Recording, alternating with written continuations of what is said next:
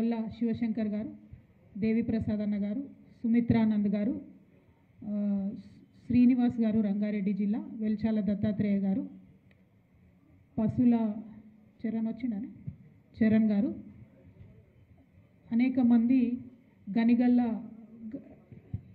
గవినల్ల శ్రీనివాస్ గారు, మేము బాపన్పల్లి సీన్ అంటాం, గనివల్ల శ్రీనివాస్ గారు, అట్లా అనేక మంది వాటర్ మీద పనిచేసినటువంటి గౌరవ పెద్దలందరూ కూడా వచ్చారు. విద్యాసాగర్ సార్ వచ్చారు.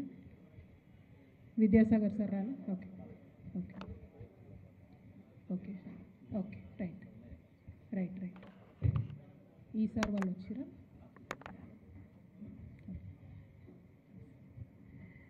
అందరికీ నమస్కారం.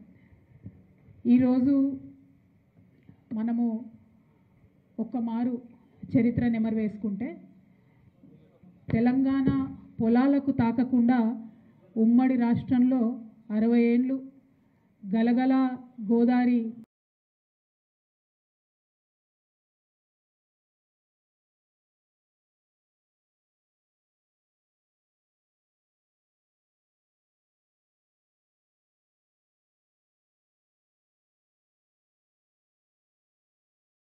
తెలిసిందే. మరి రాష్ట్ర సాధన మాత్రమే ప్రధాన అంశంగా పోరాటం చేస్తూ దాంతోపాటు నీటి మీద ఎప్పటికప్పుడు తెలంగాణ సమాజం అంతా కూడా ఉద్యమించినటువంటి విషయం మీ అందరికీ తెలుసు.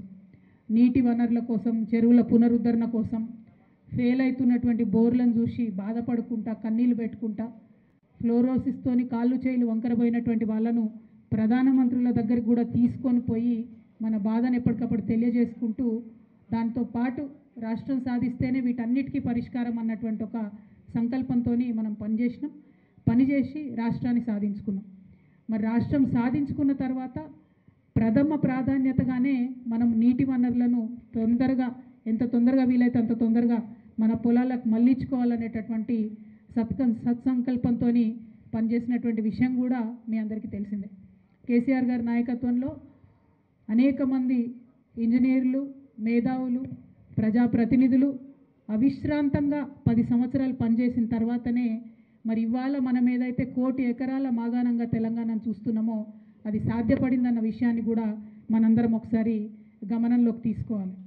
ఊరికేనే రాలేదు. ఈ 10 సంవత్సరాలు ఎంతోమంది పెద్దలు, మేధావుల మెదడు కరిగించి దానికి ఇంజనీర్లు రూపకల్పన చేసి అనేక మంది కష్టపడితేనే ఇవాళ 1 కోటి ఎకరాల పైచిలకు తెలంగాణలో నీళ్ళు ఇచ్చుకోగలుగుతూ ఉన్నాం. ఇంటింటికి 100% తాగునీరు ఇచ్చుకోగలుగుతూ ఉన్నాం అన్న విషయాన్ని మనం గమనించుకోవాలి. అంటే తెలంగాణ సమగ్ర అభివృద్ధిలో నీటి వనరులను మన పొలాలకు మళ్లించుకోవడం అనేటటువంటిది ఒక కోర్ పాలసీగా, ఒక వెన్నుముకగా పెట్టుకొని ముందుకు పోయినాం. కాబట్టే ఇవాళ తెలంగాణ సమగ్ర అభివృద్ధిలో నీటి వనరుల యొక్క ప్రాధాన్యత వచ్చింది అనేటటువంటి విషయాన్ని కూడా మనం ఆలోచన చేయాలి. అంటే ఆ thought process, water is very important అన్న థాట్ ప్రాసెస్ని మరి ఇప్పుడు స్లోగా ఇగ్నోర్ అవుతున్న విషయాన్ని కూడా మనం గమనించుకోవాలి. ఉమ్మడి ఆంధ్రప్రదేశ్లో మీ అందరికీ తెలిసిందే 60 ఏళ్లలో కేవలం 50 లక్షల ఎకరాలకు నీళ్ళు ఇచ్చే విధంగా వాళ్ళు ప్రయత్నం చేశారు మన తెలంగాణ ప్రాంతంలో 60 సంవత్సరాలలో. కానీ 10 ఏళ్లలోనే మనము 1 కోటి ఎకరాల పైచీలకు నీళ్ళు ఇచ్చుకోగలిగినాం తెలంగాణలో అన్న విషయాన్ని కూడా మనం గమనించుకోవాలి.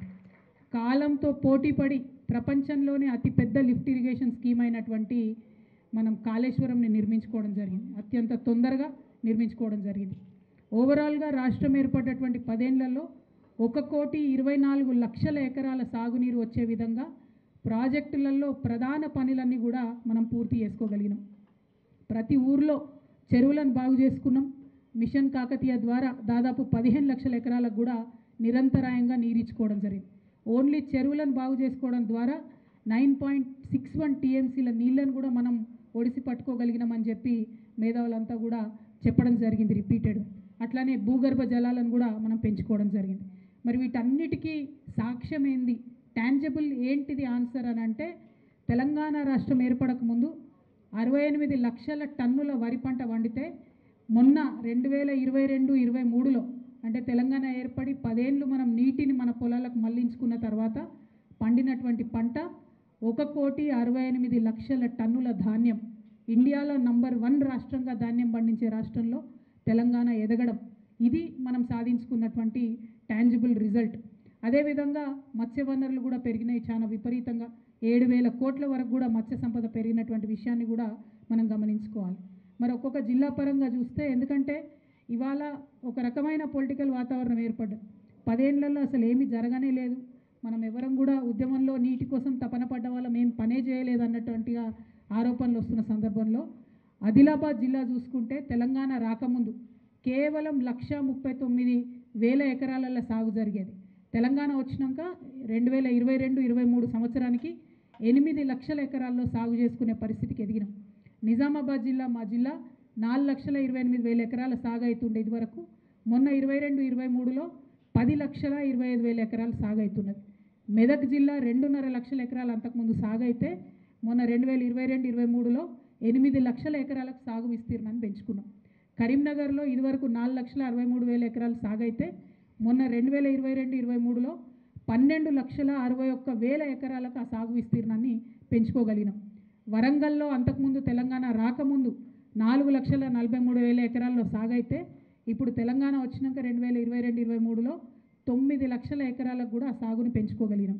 అట్లానే ఖమ్మంలో 2.5 లక్షల ఎకరాలకు అంతకుముందు నీళ్ళు ఇచ్చుకుంటే 4 లక్షల ఎకరాలకు ఇప్పుడు నీళ్ళు ఇచ్చుకోగలుగుతా ఉన్నాం.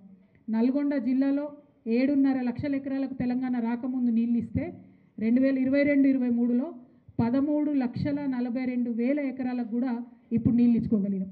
అదే మహబూబ్ నగర్లో ముఖ్యమంత్రి గారి సొంత జిల్లాలో 2,23,000 ఎకరాలు తెలంగాణ రాకముందు సాగైతే ఇప్పుడు మొన్న 2022-23లో 9,58,000 ఎకరాలు మహబూబ్ నగర్ జిల్లాలో మనం నీళ్ళు ఇచ్చుకోగలిగాం. రంగారెడ్డి జిల్లాలో 1,00,000 ఎకరాలు అంతకుముందు సాగైతే ఇవాళ 2.5 లక్షల ఎకరాలకు కూడా సాగు విస్తీర్ణాన్ని మనం పెంచుకోగలిగాం. అంటే ఇది ఖచ్చితంగా టాంజిబుల్గా ప్రజలకు మనం చూపించుకోగలిగిన గ్రోత్. తెలంగాణ వస్తే ఏమొచ్చిందంటే తెలంగాణ 1,00,00,000 ఎకరాల మాగాణం అయిందని, తెలంగాణ కోసం రక్తం స్వేదం పెట్టి కొట్లాడి పనిచేసినటువంటి మనందరం కూడా ఒక తృప్తితోని ఇవాళ ప్రజలకు చెప్పుకోగలిగినటువంటి విషయం ఇదే అని మనం గమనించుకోవాలి.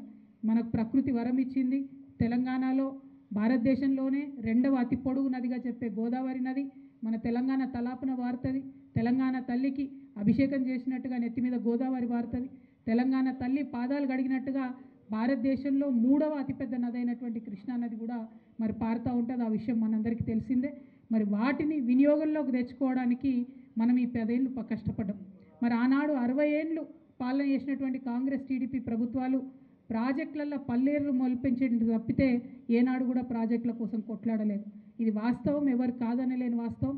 కాంగ్రెస్ నాయకులు ఎప్పుడైనా పదవుల కోసం పైరవీలు చేసుకున్నారు తప్పితే ప్రాజెక్టుల కోసం కొట్లాడినటువంటి చరిత్రను మనం చూడలేదు. అంతేకాకుండా మీ అందరికీ తెలుసు, ఎవరమన్నా ఎప్పుడన్నా గట్టిగా తెలంగాణ నినాదం ఎత్తితే జై తెలంగాణ అంటే కేసీఆర్ లాంటి వాళ్ళు బయటకు వచ్చి పార్టీ పెడితే, ఇంకెవరన్నా తెలంగాణ నినాదం ఎత్తితే వెంటనే ఏదో ఒక ఫేక్ ప్రాజెక్టు పోవాలి, దాని ఇనాగ్రేషన్ చేయాలి, లేకపోతే బోగస్ బాబ్లీ యాత్రలు చేయాలి. అందులో ఇప్పుడున్న ముఖ్యమంత్రి గారు కూడా పాటు ఉండే బాబ్లీ యాత్రలో. అంటే ఇవన్నీ ఏంటంటే ఉట్టిగా మేము తెలంగాణ కోసం పనిచేస్తున్నామని మీద చెప్పడానికి. అదేవిధంగా రాజశేఖర రెడ్డి గారు ఉంటే ఆయన నిర్విఘాతంగా ఎంతమంది మేధావులు ఎంతమంది అడ్డం పడ్డా కూడా జలాల్ని తరలించకపోవడానికి పోతిరెడ్డి పాడుని పెద్ద చేసుకోవడం, పోలవరం ప్రాజెక్టు చేయడం, అదే ఒరవడిని మళ్ళా జగన్ గారు కొనసాగించారు, చంద్రబాబు నాయుడు గారు కూడా కొనసాగించారు. ఇప్పుడు లేటెస్ట్గా రాయలసీమ లిఫ్ట్ ఇరిగేషన్, బనకచెర్ల ప్రాజెక్టులు కూడా దానికే సాక్ష్యాలుగా నిలుస్తున్నటువంటి పరిస్థితి. ఇదివరకు టీడీపీ కాంగ్రెసే మనకు అన్యాయం చేసిరు అనుకుంటే ఇప్పుడు దానికి బీజేపీ కూడా తోడైంది. సంవత్సరంన్నర అవుతుంది దాదాపుగా తెలంగాణలో ఎన్నికలు అయిపోయి, కానీ ఇప్పటి వరకు కూడా నాగార్జున సాగర్ని ప్రాజెక్టుని కేంద్ర బలగాల నుంచి విడిపించి తెలంగాణ ప్రభుత్వానికి ఇస్తలేరు. ఇప్పటి వరకు కూడా మన తెలంగాణ ఇంజనీర్లు అటుపక్క పోయి కనీసం ఎన్ని నీళ్ళు పోతున్నాయో కూడా చెప్పలేనటువంటి పరిస్థితి ఉన్నది. కాబట్టి వీటి మీద మనందరం కూడా ఆలోచన చేయాలి, వీటి మీద మనందరం కూడా మాట్లాడాలని చెప్పి నేను కోరుతా ఉన్నాను. అట్లానే నిజంగా కాంగ్రెస్ పార్టీకి ఉన్న భావదారిద్ర్యం ఎట్లాంటిదంటే, మనం ప్రాజెక్టు కట్టుకుంటే మన రాష్ట్రంలోనే మనోళ్ళే మన ప్రాజెక్టుల మీద చచ్చిపోయిన వాళ్ళ పేర్లతో కూడా కేసులు వేసినటువంటి నీచమైనటువంటి చరిత్ర కాంగ్రెస్ పార్టీది. అది హైకోర్టులో, సుప్రీంకోర్టులో, గ్రీన్ ట్రిబ్యునల్లో ప్రతి చోట కేసులు వేసి అడ్డుకునే ప్రయత్నం చేశారు. నిజానికి ఇలా మనం ఎందుకు రౌండ్ టేబుల్ కాన్ఫరెన్స్ పెట్టుకున్నాం? ఇక్కడ మనం కేసులు వేయలేకనా? కాదు కదా.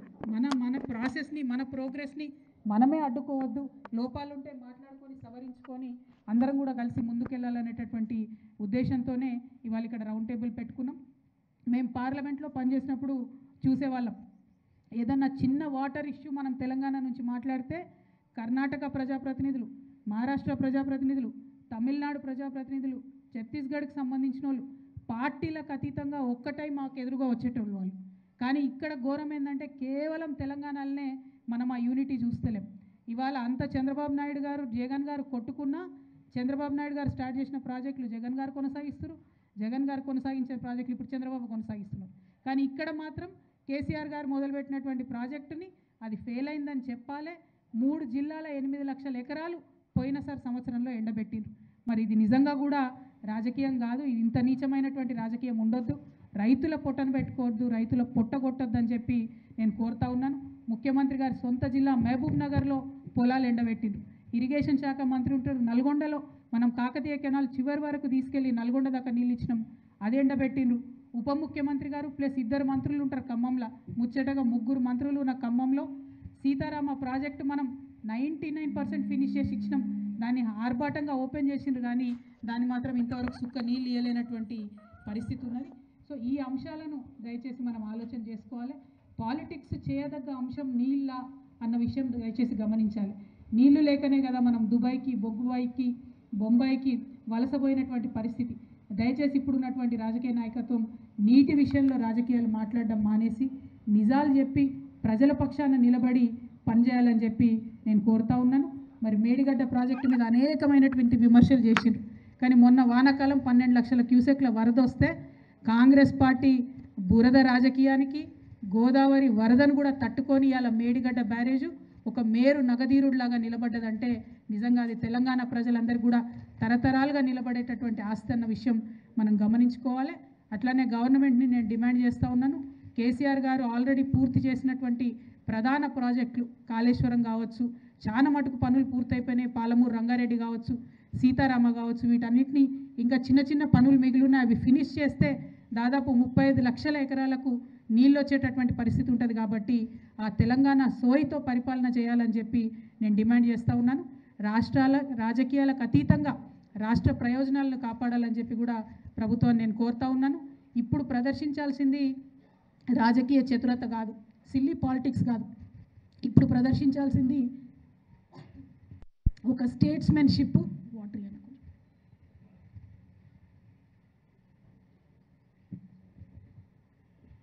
దయచేసి అందరూ కూర్చోవాల్సిందిగా కోరుతున్నా. తమ తమ స్థానంలో క్షమించాలి. ఇప్పుడు నిజంగా కూడా ప్రదర్శించాల్సింది ఒక రాజనీతజ్ఞత అని చెప్పి నేను రిక్వెస్ట్ చేస్తూ ఉన్నాను. దానికి ఎగ్జాంపుల్ మీ అందరి కళ్ళ ముందుంది. వైఎస్ రాజశేఖర రెడ్డి గారు ప్రారంభించినటువంటి ఆరోగ్యశ్రీని కేసీఆర్ గారు కొనసాగించారు. కాంగ్రెస్ పార్టీ ప్రారంభించినటువంటి మహాత్మా గాంధీ నరేగా పథకాన్ని బీజేపీ కొనసాగిస్తుంది. అట్లనే కేసీఆర్ గారు ప్రారంభించినటువంటి కాళేశ్వరం కావచ్చు, పాలమూరు రంగారెడ్డి కావచ్చు, కేసీఆర్ కిట్ కావచ్చు, అంబేద్కర్ స్టాచ్యూ కావచ్చు, దళిత బంధు కావచ్చు, బీసీ బంధు కావచ్చు, గొర్రెల చేపల పంపిణీ కావచ్చు, పూలే స్కాలర్షిప్ కావచ్చు, ఇవన్నీ కూడా కంటిన్యూ చేయాలని చెప్పి ముఖ్యమంత్రి గారిని నేను డిమాండ్ చేస్తూ ఉన్నాను. ఇప్పుడున్నటువంటి మన ముఖ్యమంత్రి గారు ఒక మిస్గైడెడ్ మిసైల్ లాగా పనిచేస్తూ ఉన్నారని చెప్పి నేను అనుకుంటా ఉన్నాను. ఎందుకంటే ఆయనకు శత్రువు కేసీఆర్ అనుకుంటున్నారు, ఆయనకు శత్రువు తెలంగాణ రైతులు అనుకుంటున్నారు. కానీ శత్రువులు వాళ్ళు కాదు, శత్రువులు మన నీటిని ఎత్తుకొని పోయేటటువంటి ఆంధ్ర పాలకులు. దాన్ని గమనించాలి. ఎందుకు ఈ మాట పర్టికులర్గా చెప్తున్నామంటే ఆంధ్రప్రదేశ్ పుట్టినప్పటి నుంచి ఆంధ్రప్రదేశ్ చీఫ్ సెక్రటరీ హోదాలో పనిచేసినటువంటి ఆదిత్యనాథ్ దాస్ గారిని తీసుకొచ్చి ఇక్కడ ఇరిగేషన్ అడ్వైజర్గా పెట్టుకున్నారు. మరి ఆయన మన రాష్ట్రం కోసం ఎందుకు పనిచేస్తాడు? ఆయన పక్క రాష్ట్రం కోసమే పనిచేస్తాడు. ఆయన మంచి ఆఫీసర్ కావచ్చు, కానీ మన ఆఫీసర్ కాదు. కాబట్టి ముఖ్యమంత్రి గారిని మేము డిమాండ్ చేస్తూ ఉన్నాము, ఖచ్చితంగా ఆదిత్యనాథ్ దాస్ గారిని బాధ్యతల నుంచి తప్పించాలి. కృష్ణ ట్రిబ్యునల్లో కావచ్చు, దేంట్లో కావచ్చు, తెలంగాణ పక్షాన వాదనలు వినిపించడానికి మన తెలంగాణ ఆఫీసర్లు చాలామంది ఉన్నారు. వారిని ముందన పెట్టి తెలంగాణ సోయితో పరిపాలించి రాష్ట్ర ప్రజలకు, రైతులకు నీళ్ళు ఇచ్చే విధంగా ప్రయత్నం చేయాలని చెప్పి ముఖ్యమంత్రి గారిని మేము డిమాండ్ చేస్తూ, మరి ఈ రౌండ్ టేబుల్ సమావేశానికి హాజరైనటువంటి ప్రముఖులు, గౌరవ సాగునీటి రంగ నిపుణులు వి ప్రకాష్ అన్న గారిని మాట్లాడవలసిందిగా రిక్వెస్ట్ చేస్తాం.